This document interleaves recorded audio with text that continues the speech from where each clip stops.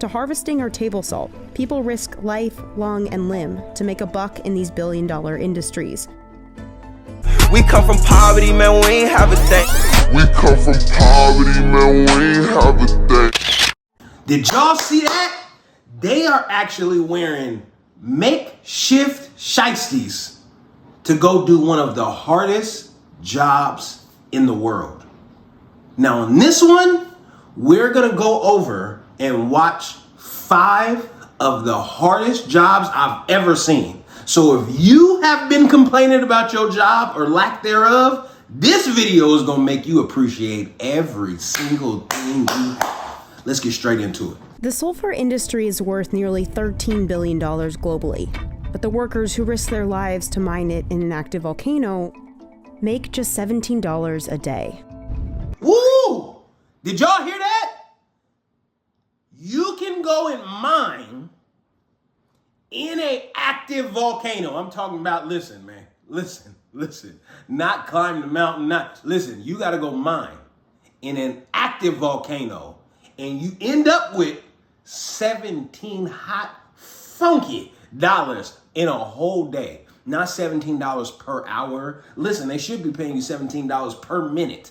You get $17 per day. Now let's look at all of the work that it take and why it's one of the most dangerous jobs in the world. Why? Because there's a demand for this important ingredient in sugar, and that's a pretty decent wage for the area. If you look at other booming industries, you'll see the same trend.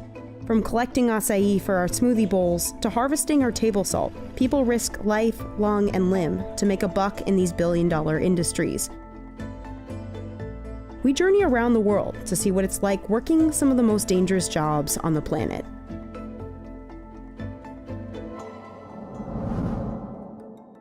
In East Java, Indonesia, hundreds of miners face deadly smoke to extract sulfur, or devil's gold. Sulfur is used in everything from matches, fireworks, and gunpowder to detergent, paper, and batteries. It's what makes our sugar white. Wait. How does the sulfur make the sugar white? Do y'all know? You know how the yellow thing make the brown thing? 'Cause y'all know when the sugar come out the sugar cane is brown, right? How did the yellow thing make the brown thing white? Working conditions inside Ijen volcano are so dangerous, many miners don't live past 50 years old. Nama saya Mister, saya sebagai penambang belirang di Kawah Ijen. Miners like Mistar carry up to 200 pounds of sulfur on their backs, up and down these steep cliffs. And Mistar's been doing it for 30 years. Right now at your job, listen, you know when you be applying for jobs and it be like, can you lift 25 to 50 pounds continuously? And you read that section like, I don't really know if I want to lift 25 to 50 pounds continuously. I got a back. You understand me? These mother suckers said 200 pounds of rock that you got to carry up and down rock. You got to climb a mountain with 200 pounds on your back for $17 a day. Listen, there ain't nobody that can sue. There ain't no job unions in this area. No, they making the sugar white, but they ain't no unions. All right, makes sense. Kalau saya bangun mas itu antara jam 1 atau jam 2.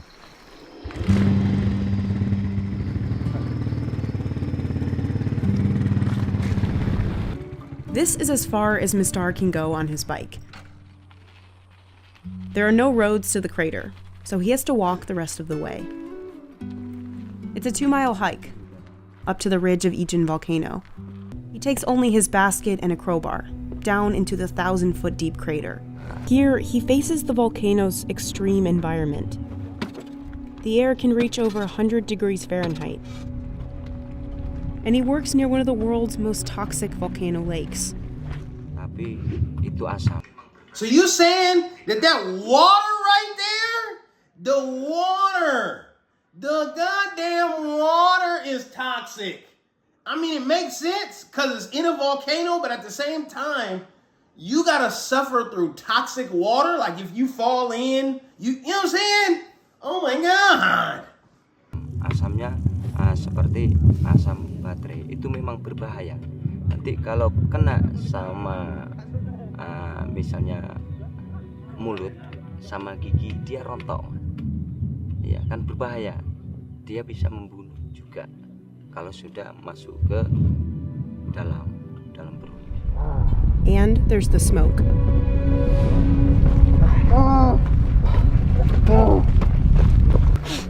Kalau asap masuk dalam tubuh, itu merasakan sesak, nyeri di hulu hati, sesak, nyeri.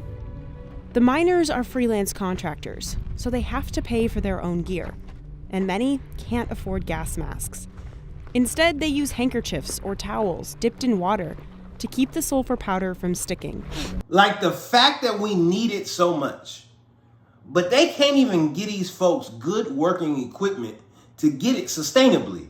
Literally, they saying, you got to go get the sulfur, and if you die, you die. And somebody else is going to go get the sulfur if you don't, so what you might want to do is go get that sulfur. The stuff that we be complaining about in America, boy, I'm telling you, there ain't no job that you done ever worked that have been this bad, I promise you. Bau asap belerang itu sangat menyengat.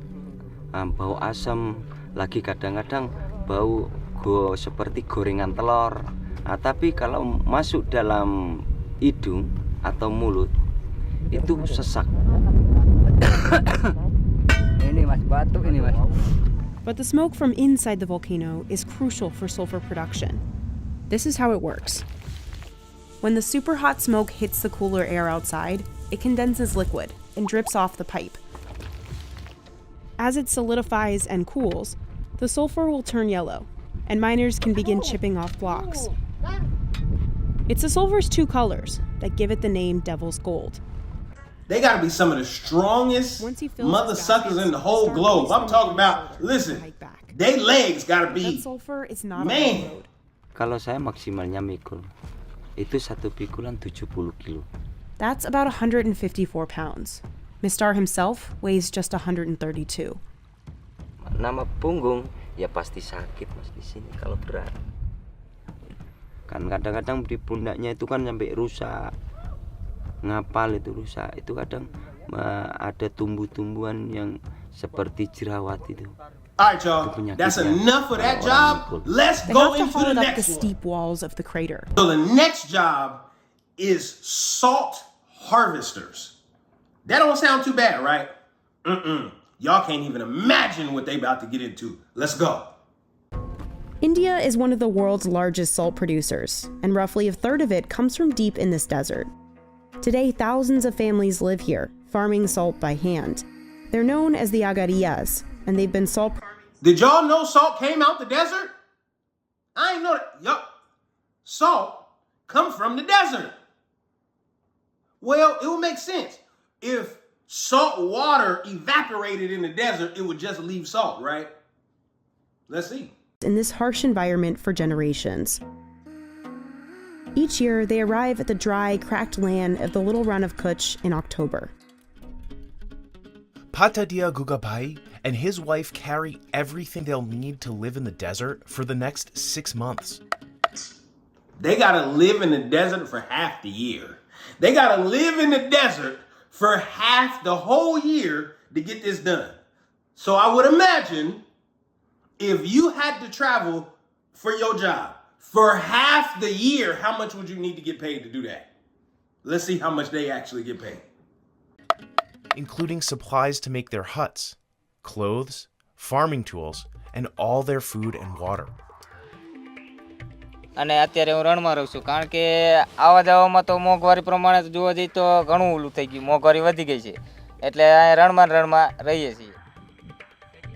First, they have to find the key to this whole operation, salty brine water underground. They dig 30 feet into the mud to get to it. The families then set up these government-subsidized solar panels. They'll power the pumps that bring brine water to the surface. Then, the agariyas build the salt pans, these expansive salt flats. જ્યારે અમે રણમાં શરૂઆતમાં આવી કામ કરવા ત્યારે આ માટીનું પાટા બનાવી અને ત્યારબાદ આ રોલ ફેરવવો પડે. The roller helps them flatten out the earth. અંદર કરી જાય રોલ ફેરવી એટલે જમીન મજબૂત બની જાય એટલે મીઠું સારું બને. They'll make 10 to 20 pans, all by hand. It's back-breaking work.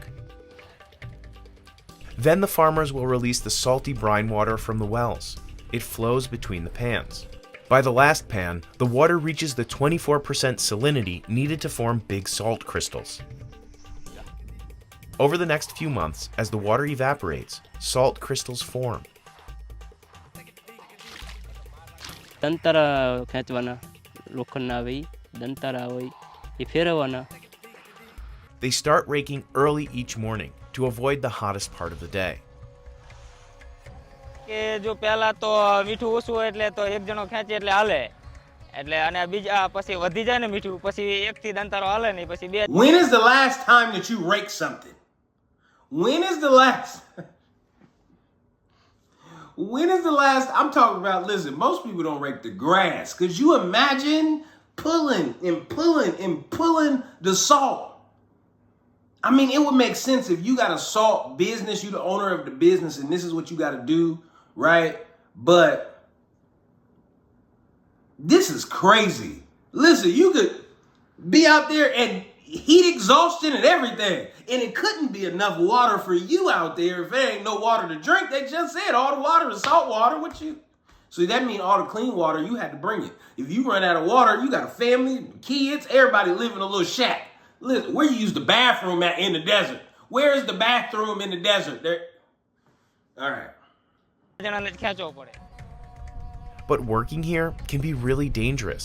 The life expectancy of a farmer is about 60 years, because not only do they face extreme temperatures, they are dealing with subsoil brine, which is highly acidic, and you also and exposure to that subsoil brine also comes with a lot of problems in skin.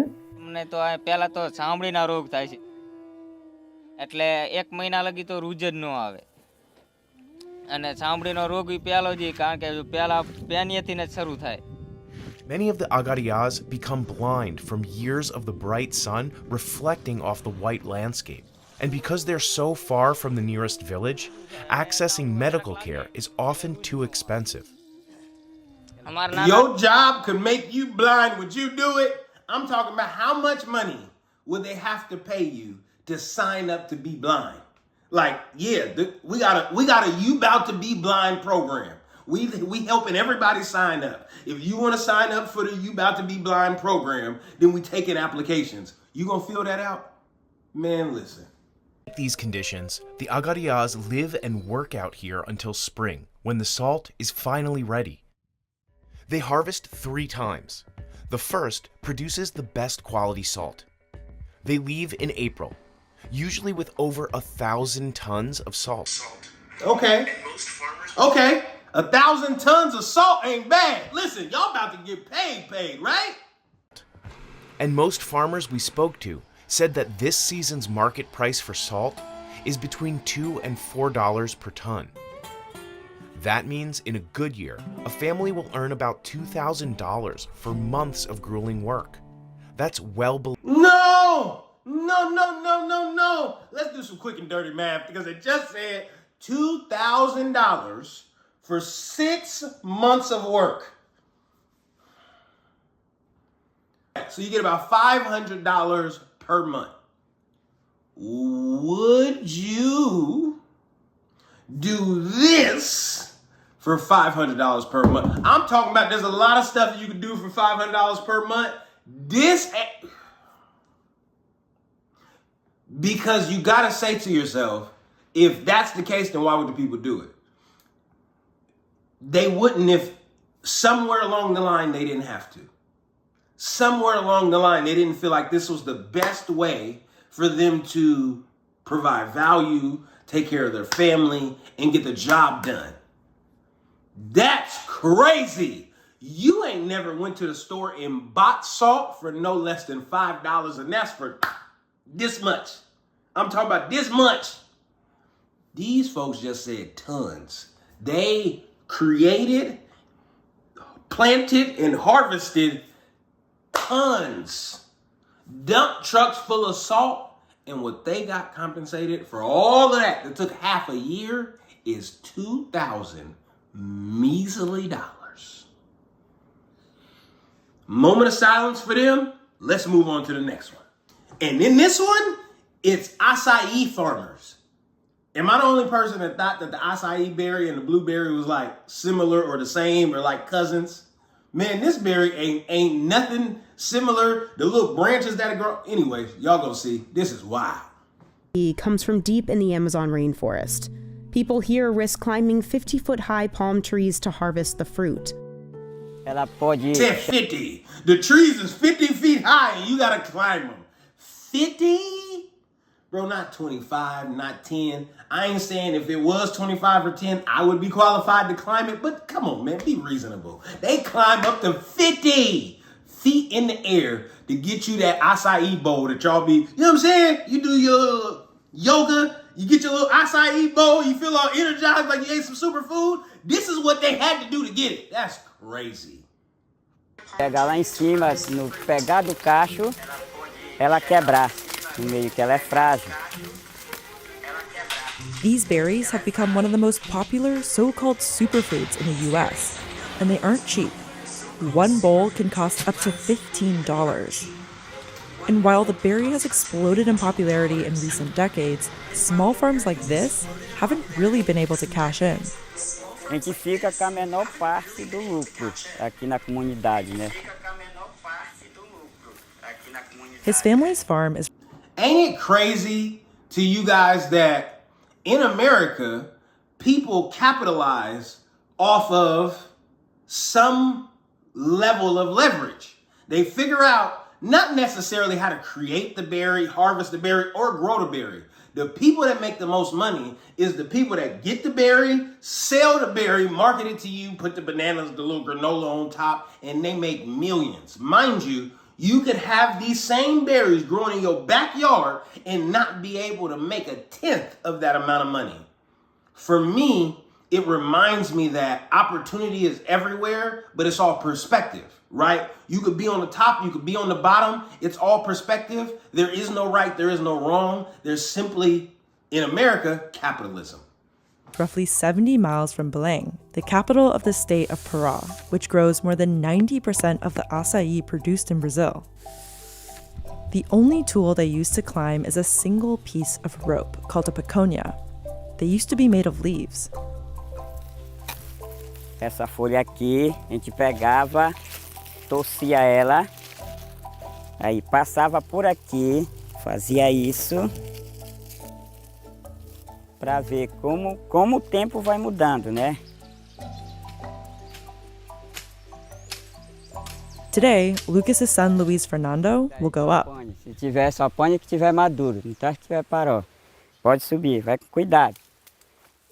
The trunks are so thin that climbers have to be lightweight. Let's go, Luis! É perigoso sim. O cara tá lá em cima e uma árvore quebrar. É arriscado o cara quebrar o braço, quebrar o pé. At the top, they swing from the tree to reach multiple bunches. Y'all see that big ass knife though? Woo! Jesus. If he slipped one time, I'm talking about he cut his little ass arm off, man. Listen, this would be bad.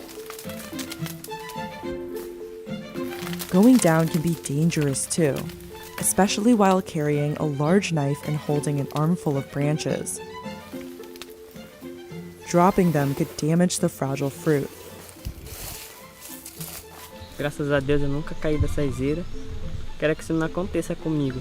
Eu já caí 3 vezes dessa iseira. Não me bati nenhuma vez, graças a Deus.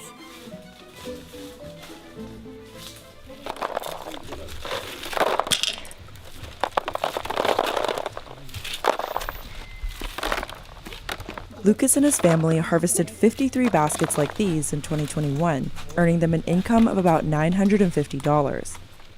That's as little as 20 cents per pound. Meanwhile, a pound of processed acai... See what I mean? 53 baskets of the most superfood berry that America's done found is worth $900 to the farmer. I'm talking about less than $1,000 to the farmer. Now, granted, we can talk about exchange rates and how he could live off of that and all of that. But if you done ate an acai bowl, I'm talking about you done spent over $900 in bowls just for you. Okay, let's get back into it. Acai sorbet can sell for $7 or more in the US. Part of the issue is that Lucas has to sell his acai as soon as possible because the fruit goes bad fast. That leaves farmers who don't have processing machines with little leverage to negotiate. Não tem empresa aqui na nossa comunidade. A gente vende para atravessador, para poder chegar na mão daquelas pessoas que vão beneficiar, que vão se dar bem. Merchants bring the acai to Belém by boat. It's a race against the clock to sell the fruit before it spoils, so markets run overnight. Some acai gets transported to processing facilities like North Acai. Every day, 22 tons of fruit are turned into frozen pulp, the acai that most people outside of Pará are familiar with. So there's a place in the world that produce the berries that could save the world. And that place still suffers from extreme poverty because there's no leverage. They don't have the processing facilities or the refrigerators to make sure that the berries can last longer. So they got to sell them, ship them, and outsource them as fast as possible. And because of that alone, they have to sell fast and sell low. That is crazy. Let's go to the fourth one. All right, y'all. We back to the folks with the makeshift shiesties. They about to show us how to mine limestone. Let's check it out. This isn't snow. It's limestone. And miners risk their lives to carve it out of the white quarries of Egypt. The valuable rock is at the center of a huge industry. And it's used to make everything from cement and glass to plastic and tiles. It's even what the Great Pyramids were made out of. But digging up and cutting these precious blocks is really dangerous. For these guys, each day starts in Minya City at dawn. And this is where the danger begins. These trucks aren't meant for passengers. Workers have gotten injured from falls along the winding journey. Could y'all imagine riding on the back of that truck for 40 minutes? Listen, man, I'm talking about there's zero, from the time that you get out of the bed, you put your clothes on, that is the last time that you're going to be comfortable, period. Because you have to ride this uncomfortable ass ride 40 minutes to go get to work. And we be complaining about traffic, y'all. The trip to the mountain takes about 40 minutes. نوصل الجبل حوالي الساعة 6 الصبح بالضبط. Then it's time to get suited up. Since these miners are freelancers, they have to buy their own protective gear. Often, homemade cloth masks, gloves, and sunglasses are all miners have to shield them. They grab their tools and descend into the pit. First, miners have to set up these two rails. Two separate machines roll along the tracks. They slice the stone into perfect cuboids beneath. دي في الصلة في الأول دي بتشتغل 20 مرة 40 ومرة 20. الحشاشة بقى بتحش البلوكة من تحت وبتربعها. The machines move quickly. They're really heavy and they're loud. بالنسبة للصوت واخد بالك زي ما نكون احنا اتعودنا عليه خلاص. يعني بقى لك 25 سنة في شغلانة، 20 سنة، 15 سنة. فأنت تأقلمت على الصوت. Listen, y'all see that big old blade on that thing? The workers have to say, yo, the blade's coming. But the blade's so loud that your ear, like if you don't got them construction worker little ear things, then your eardrum has been abused. So just imagine if you don't hear your man. Hey, yo, the blade coming. Huh? Bro, now you two people. You was one person, now you two people. Both people going in the ground right next to the limestone. Listen, this is wild because y'all remember during COVID, they said essential workers. This is some of the essential work, and they being compensated like, you know what I'm saying? Listen, they ain't making no money. They ain't got the right equipment. Oh my God. Hey, who's signing up to operate the blade? Listen, who gonna do it? You gonna do it? You gonna operate the blade out there? I'm talking about, you know they about to say some crazy number, but let's put our own number on it. Between me and you, they pay you $5,000 right now. You going to operate the blade? Man, listen. Workers shout at each other to warn the machines are nearby. Because the real hazard is those saws. A quick step is all that separates miners from razor-sharp blades. لازم يكون عينك تكون على الموس وهو شغال. الموس وهو شغال لو خبط حد وهو بيلف هيموت على طول. Miners are responsible for fixing the machines when they break and sharpening the blades by hand. That's also risky work. The cutting machines used to have coverings, but they fell off years ago. Now the blades are exposed. لو غطيناه مش هنشوف. طب احنا هنعرف ازاي المقاس اللي احنا عايزينه، هنعرف ازاي الشغل اللي احنا عايزينه.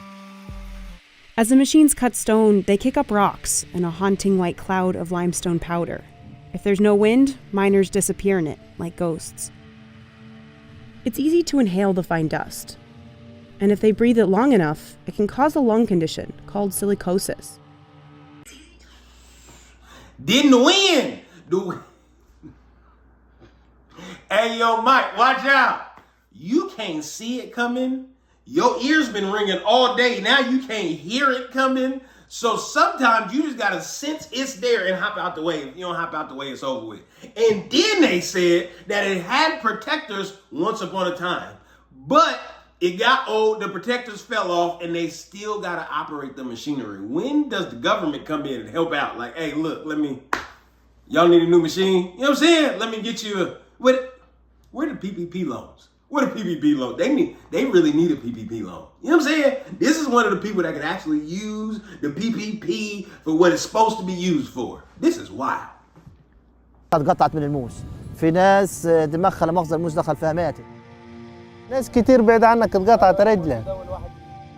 Zaki says many mine owners will offer under $200 by way of workers' comp. التعويض ما يسكرش. بالنسبة لي لما تقطع رجله وما تقطع ايده الرجل يتعوض ولا الرجل يتعوض ما يتعوضش. If they're lucky, they might get a $3 stipend for food and tea on top of their $6 daily wage. بعد موت اديك ناظر انت اديك معنا الصبح وتعبان اديك شوف. يا دوبك. They said $6 a day. This is what I'm hoping. I'm hoping when they say the numbers, what they mean is the equivalent to American $6. So whatever the currency is, wherever the people are, so it might be 10,000 rupees for, you know what I'm saying? Like, I'm hoping that it's an exchange rate problem, because $6 per day? These folks, listen, and they say don't do crime. Listen, crime pays. Sign me up for the crime job, because at least, oh my God,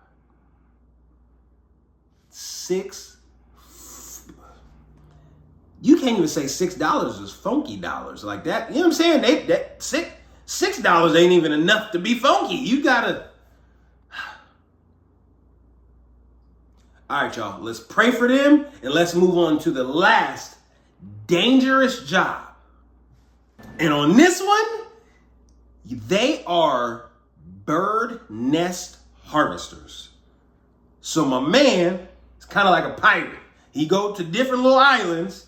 He hop off the boat, climb up the little island, and figure out where the next bird nest is that they can put in some soup. You don't believe me? Watch this. These men are climbing slippery limestone cliffs, risking falls of up to 100 feet. Wala talagang buhay na matitira sa pagbagsak puro bato. They're looking for a rare nest made of bird saliva that's found inside caves across Southeast Asia. In the Philippines, the harvesters are known as bushadors. Ako si Alvin Villarindo, isa akong bushador ng Pangalan at Nabat Island. For centuries, Alvin Villarendo's family have put their lives on the line to gather swiftlet nests. Just 2 pounds is worth $2,900, and it's used to make a soup that locals believe is good for your health. Hey, yo! Now we talk about some money. If you get 2 pounds of this bird spit, then you can get up to $3,000. Now, granted, look how big/small the nests are. So 2 pounds of it probably is gonna take you 500 caves. So you've been through 500 caves to get that 2,900, but hopefully he gets to keep some of that profit. Let's see. They're heading to Nabat Island. It's one of the 7,000 islands that make up the Philippines, and it can only be reached by boat. Who gonna eat the soup? Oh, that bird spit soup. Y'all want some bird spit soup? Ooh, nasty. Make my back crawl. They get off the boat and walk barefoot across the slippery and sharp rocks. They make the ladder as they're climbing up. They tighten the bamboo with rope. Then they attach a piece of wood called kalitang to the ladder. Yung pinakamahirap gawin talaga dyan, yung pag-akyat. Siyempre, hindi mo pa alam kung maganda yung pagkasabit ng kalitang. Kumbaga, y'all know that term, jump and then build the parachute on your way down? I thought it was a metaphor. These folks really just hopped off the boat and then decided, all right, cool, nest is up there. We gonna build the ladder right now to get up there. Oh my God. The stakes are high. tingin namin sa mga tao sa baba na mga kasama namin, parang mga bata na lang. Tinitignan ko yung ano na sabi ko, kunting pagkakamali lang talaga pag nalaglag, puro bato yung mababagsakan mo. Pag hindi na sa kondisyon yung katawan, wag natin piliting umakyat kasi siyempre buhay natin yung nakataya diyan. But advanced bushadors like him sometimes use little to no support, only their hands and feet.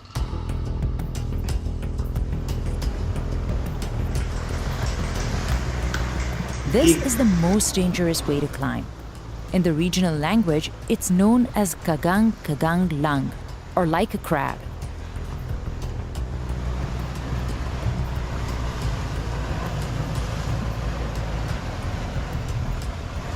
Kasi may mga bato na pag hinawakan mo, bigla na lang bumabagsak.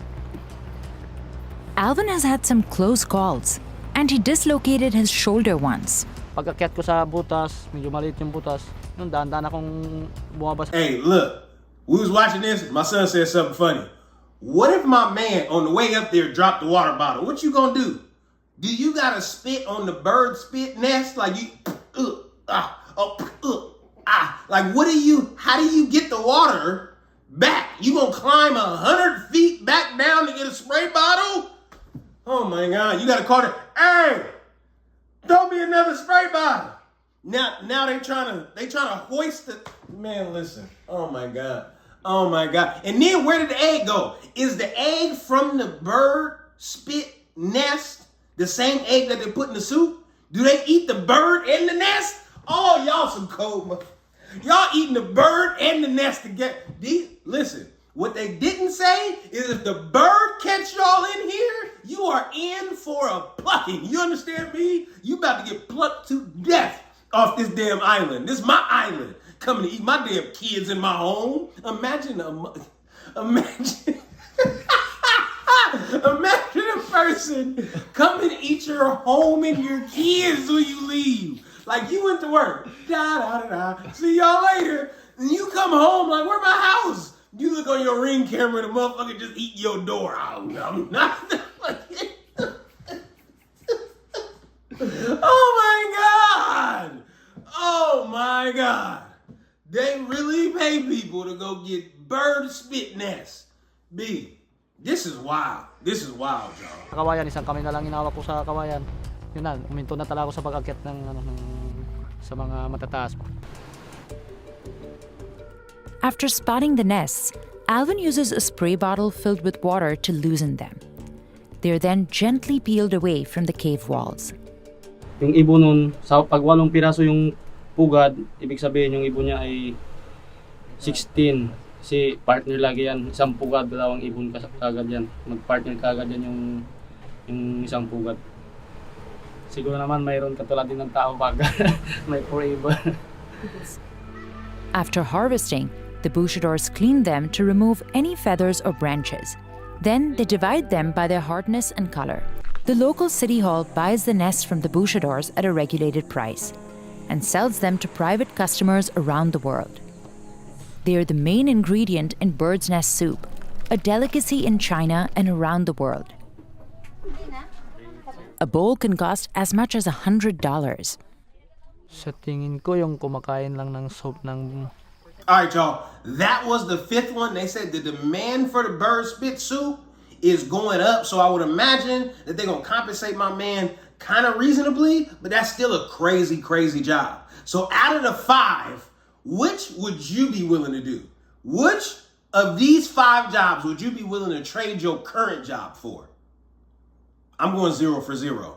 But if you or anybody you know is still struggling in the job market, is still, you feel like deep down you're not doing what you're supposed to be doing, then go ahead and visit that link that I dropped down in the description. It might be for you, it might not be, but it's something that I found, a system that could give a little liberation to people struggling with this crazy, crazy job market. And with that being said, y'all, go up there and watch last week's video. But what I really want you to do is have a beautiful and amazing day, week, month, year. And we'll see y'all on the next video.